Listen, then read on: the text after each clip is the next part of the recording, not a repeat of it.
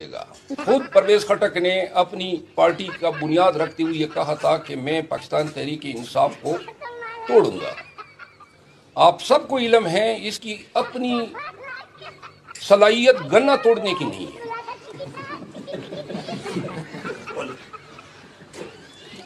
इसमें हंसने की बात नहीं है, ये वाकई है। आप वो दिखा दें कि वो गन्ना तोड़ सकता है, जिसके गन्ने तोड़ने की सलाहियत नहीं है और जो हर वक्त आप देखें हुक्के की नली की तरह कुड़कुड़ करता रहता है